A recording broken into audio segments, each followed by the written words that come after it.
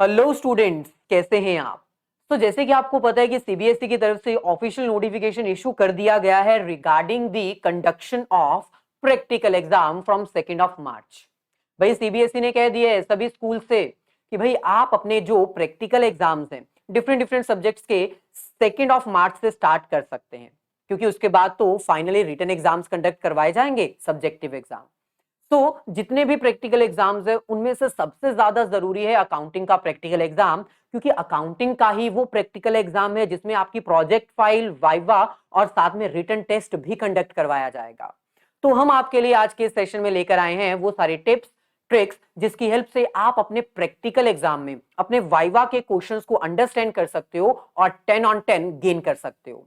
सो अगर आप अकाउंट्स के प्रैक्टिकल एग्जाम में 10 on 10 गेन करना चाहते हो तो ये एक छोटा सा लेक्चर डिटेल में देख लीजिए और अपने सभी फ्रेंड्स के साथ शेयर कर दीजिए। तो भाई सबसे पहले तो हम बात करते हैं इस प्रोजेक्ट के 3 हिस्सों के बारे में। जैसे मैंने अभी बताया, जैसे टर्म 1 में आपके साथ हुआ था सेम टर्म 2 में भी आपके साथ होगा। आपके जो 10 मार्क्स हैं वो 3 हिस्सों में डिवाइडेड है। सबसे पहले तो आपका रिटन टेस्ट कंडक्ट करवाया जाएगा जो कि सबसे ज्यादा मार्क्स कैरी करता है और सबसे ज्यादा इंपॉर्टेंट है, 6 मार्क्स। इसके बाद आपकी प्रैक्टिकल फाइल देखी जाएगी जो कि आप टर्म 1 में ही प्रिपेयर कर चुके हो। जो फाइल आपने टर्म 1 में प्रिपेयर की थी वही टर्म 2 में भी चलेगी। बस हाँ, इतना मेक श्योर कर लेना कि आपने टर्म 1 की प्रोफाइल जो बनाई थी किसी कंपनी की, उसमें अकाउंटिंग रेशियोज भी आपने बनाए थे, कंपैरेटिव कॉमन साइज स्टेटमेंट भी बनाई थी और साथ ही कैश फ्लो स्टेटमेंट भी बनाया था। लेकिन भाई अगर आप टर्म 1 में प्रोजेक्ट फाइल में सिर्फ अकाउंटिंग रेशो करके गए थे तो आपको इस टर्म 2 में उसी प्रोजेक्ट फाइल में उसी कंपनी की प्रोफाइल में कंपैरेटिव और कॉमन साइज स्टेटमेंट साथ में कैश फ्लो स्टेटमेंट भी ऐड करनी पड़ेगी। सो अगर आप पूरा प्रिपेयर कर चुके हो तब तो आपके 2 मार्क्स पक्के हैं। लेकिन अगर आपने कंपैरेटिव और कॉमन साइज अभी ऐड नहीं की है, कैश फ्लो स्टेटमेंट ऐड नहीं किया है अपनी पुरानी वाली फाइल में, तो कर लो भाई, क्योंकि उसी के मार्क्स मिलेंगे। और तीसरी चीज जो सबसे ज्यादा आपको कॉम्प्लिकेटेड लगती है, वाइवा, टीचर के सामने जाना, एक्सटर्नल और इंटरनल टीचर के सामने जाकर वाइवा देना जिसमें आपका कॉन्फिडेंस लूज हो जाता है। तो भाई इन तीनों चीजें के बारे में अब हम बताने वाले हैं। सबसे पहले हम बात करते हैं आपके रिटन टेस्ट की। जैसे कि हमने बताया आपका ये जो रिटन टेस्ट है वो 6 मार्क्स का होगा। किस तरह के क्वेश्चन आ सकते हैं, आप उनको कैसे प्रिपेयर कर सकते हो। पहला जो आपका क्वेश्चन है ना वो आपका आएगा फाइनेंशियल स्टेटमेंट एनालिसिस में से। फाइनेंशियल स्टेटमेंट एनालिसिस में अकाउंटिंग रेशियो तो आपका टर्म 1 में हो गया, तो उसमें से अब कोई क्वेश्चन नहीं पूछा जाएगा। आपको 2-2 नंबर के 3 क्वेश्चन पूछे जाएंगे। एक क्वेश्चन आपको आएगा कॉमन साइज स्टेटमेंट में से, 2 मार्क्स का। एक क्वेश्चन आपको आएगा कंपैरेटिव स्टेटमेंट में से, 2 मार्क्स का। ये जो कॉमन साइज स्टेटमेंट है ये प्रॉफिट एंड लॉस की होगी या बैलेंस शीट की होगी, ये कंफर्म नहीं है, आपको दोनों प्रिपेयर करनी पड़ेंगी। सिमिलरली जो कंपैरेटिव स्टेटमेंट होगी वो बैलेंस शीट की होगी या फिर प्रॉफिट एंड लॉस की होगी, वो भी कंफर्म नहीं है, तो आपको दोनों प्रिपेयर करनी पड़ेंगी। और ये हम आपको ऑलरेडी प्रिपेयर करवा चुके हैं। सभी ये जो लेक्चर्स है इनका लिंक डिस्क्रिप्शन में गिवन है। अगर आपने गलती से भी प्रिपेयर नहीं किया तो भाई प्रैक्टिकल एग्जाम से पहले प्रिपेयर कर लो, आएंगे ये क्वेश्चंस। देन एक और क्वेश्चन बचा जो कि कैश फ्लो स्टेटमेंट में से आएगा, 2 मार्क्स का। अब कैश फ्लो स्टेटमेंट 2 नंबर की पूरी तो आ नहीं सकती ऑब्वियसली। इसमें सबसे ज्यादा चांसेस हैं कि आपको ऑपरेटिंग एक्टिविटी का ही क्वेश्चन आएगा, जिसमें आपको operating profit before tax, after tax, extra ordinary activity, ये सब कैलकुलेट करने को बोला जाएगा। या फिर आपको investing activity, financing activity calculate करने को भी दी जा सकती है। लेकिन 90% चांसेस हैं कि आपका जो एक्सटर्नल एग्जामिनेशन है वो रिटन टेस्ट में ऑपरेटिंग एक्टिविटी से ही क्वेश्चन पूछने वाला है। सबसे ज्यादा एक्सपेक्टेशंस इसी में से है, तो प्रिपेयर कर लो, लिंक डिस्क्रिप्शन में गिवन है। तो रिटन टेस्ट हो गया। आगे बढ़ते हैं, बात करते हैं प्रैक्टिकल फाइल की। 2 मार्क्स की है, लेकिन भाई 2 मार्क्स भी बहुत मुश्किल से मिलते हैं। प्रैक्टिकल फाइल में बेसिकली एक जो एक्सटर्नल एग्जामिनर होता है वो एक एक पेज तो चेक करता नहीं है। जो ज्यादातर चीजें देखी जाती हैं आपकी फाइल में वो होता है इंट्रोडक्शन का पेज और लास्ट कंक्लूजन का पेज। यानी आपने जो एक्नॉलेजमेंट है, आपने कौन सी कंपनी की प्रोफाइल सिलेक्ट की है, कंपनी का नेम क्या है, ये सब देखता है। आपकी फाइल में हैंडराइटिंग नीट एंड क्लीन है, आपने फाइल को कवर किया है या नहीं किया है, ये सब आपके प्रोजेक्ट फाइल में देख के आपको 2 मार्क्स वो भी मिल जाएंगे, हो गए 8 नंबर आपके पक्के। लास्ट में जो सबसे आपको कॉम्प्लिकेटेड लगता है, वाइवा। कौन से क्वेश्चंस आएंगे, किस तरह के क्वेश्चंस आएंगे? भाई 2 नंबर का वाइवा है, एटलीस्ट 4 क्वेश्चंस आपसे पूछे जाएंगे, हर एक क्वेश्चन आधे नंबर का होगा, यानी 2 नंबर आपको पाने के लिए 4 क्वेश्चंस का आंसर देना पड़ेगा। अब जैसे कि मैंने बताया भाई, ये क्वेश्चन का लेवल जो है ना वो डिपेंड करता है स्टूडेंट टू स्टूडेंट। जब आपका एग्जाम कंडक्ट होगा तो आप देखना, टर्म 1 में भी आपने देखा होगा, एक्सटर्नल एग्जामिनर के साथ इंटरनल एग्जामिनर भी आपका बैठा होता है। और वो इंटरनल एग्जामिनर क्यों बैठा होता है? वो इसलिए बैठा होता है ताकि वो एक्सटर्नल एग्जामिनर को बता सके कि ये स्टूडेंट का लेवल कितना है, ताकि फिर एक्सटर्नल जो एग्जामिनर है वो उसके अकॉर्डिंग ही आपको क्वेश्चन पूछे। तो भाई बहुत ज्यादा हार्ड, बहुत ज्यादा डिफिकल्ट क्वेश्चन नहीं आएंगे, आपके लेवल के अकॉर्डिंग क्वेश्चन पूछे जाएंगे। अगर आप बिलो द एवरेज स्टूडेंट हो तो आपसे इजी क्वेश्चंस, अगर आप एवरेज स्टूडेंट हो तो मॉडरेट क्वेश्चंस, और अगर आप टॉपर हो तो फिर डिफिकल्ट लेवल के क्वेश्चन पूछना बनता है। ओके, अब आप ये मत सोचना सर टॉपर होने का तो नुकसान हो गया।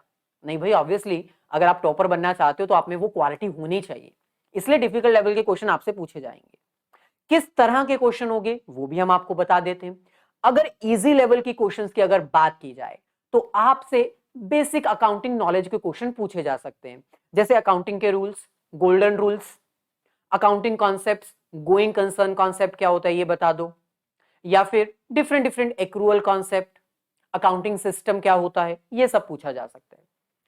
कॉमन बेसिक नॉलेज, 12th की नॉलेज में आपको कॉमन साइज और कंपैरेटिव के बीच में डिफरेंस पूछा जाएगा। बताओ कॉमन साइज और कंपैरेटिव स्टेटमेंट के बीच में डिफरेंस क्या है। देन इंट्रा फर्म और इंटर फर्म के लिए हम कौन सी स्टेटमेंट यूज कर सकते हैं। कैश फ्लो स्टेटमेंट क्या होता है, कैश फ्लो स्टेटमेंट कितने हिस्सों में बटी होती है, कैश फ्लो स्टेटमेंट में ऑपरेटिंग, इन्वेस्टिंग और फाइनेंसिंग एक्टिविटी की एग्जांपल्स दो, पूछा जाएगा आपको कहा जाएगा एक ऑपरेटिंग एक्टिविटी की एग्जांपल बताओ, तो आपको बतानी पड़ेगी, और आपके लिए ये क्वेश्चन इजी है। देन अगर हम बात करें मॉडरेट लेवल के क्वेश्चन की फॉर एवरेज स्टूडेंट, इसमें आपको डायरेक्टली बेसिक नॉलेज तो पूछी ही नहीं जाएगी, डायरेक्टली आपको कहा जाएगा कि भाई बताओ कंपैरेटिव और कॉमन साइज स्टेटमेंट क्या होती है, दोनों में से कौन सी कहां पर यूज की जाती है, इसका यूज क्या है, ये कहां कहां यूज हो सकती है। इसके बाद कैश फ्लो स्टेटमेंट के ट्रीटमेंट्स आपसे पूछे जा सकते हैं, जैसे आपको कहा जा सकता है कि अगर स्टॉक 20,000 का था, अब वो स्टॉक 50,000 का हो चुका है, प्रीवियस ईयर 20,000, करंट ईयर में 50,000 का हो चुका है, तो ये जो स्टॉक की वैल्यू इंक्रीज हुई है, बताओ इसको ऑपरेटिंग एक्टिविटी कैलकुलेट करने के लिए क्या किया जाएगा, प्लस या माइनस। अगर आप कोई एसेट परचेज करते हो तो वो कौन सी एक्टिविटी में काउंट होती है, डिफरेंट डिफरेंट एक्टिविटीज को ना आइडेंटिफाई करने के लिए भी कहा जा सकता है। आपसे पूछा जा सकता है कि भाई बताओ अगर शेयर्स इशू किए जाएंगे तो वो कौन सी एक्टिविटी कहलाएगी। एक बैंकिंग सिस्टम के लिए इंटरेस्ट पे करना और डिविडेंड रिसीव करना, बताओ कौन सी एक्टिविटी है।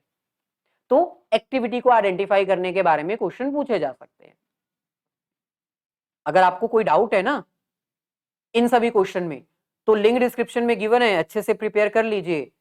सारे लेक्चर्स हम ऑलरेडी अपलोड कर चुके हैं। अब हम बात करते हैं डिफिकल्ट लेवल के क्वेश्चन की, जो कि टॉपर्स के लिए हो सकते हैं। इसमें ना आपको डायरेक्टली क्वेश्चन फॉर्मेट बेस्ड पूछे जाएंगे, क्योंकि फॉर्मेट ही सबसे ज्यादा जरूरी है। जैसे फॉर एग्जांपल कॉमन साइज या कंपैरेटिव की प्रॉफिट एंड लॉस की स्टेटमेंट आप बनाते हो, उसमें बैंक चार्जेस कहां पर आएंगे, डेप्रिसिएशन किसके अंडर रिकॉर्ड की जाएगी। इसके अलावा जब आप कैश फ्लो स्टेटमेंट बनाते हो तो proposed dividend for current year, proposed dividend for past year कहां कहां आता है, provision for tax for current year and past year कहां कहां रिकॉर्ड किया जाता है।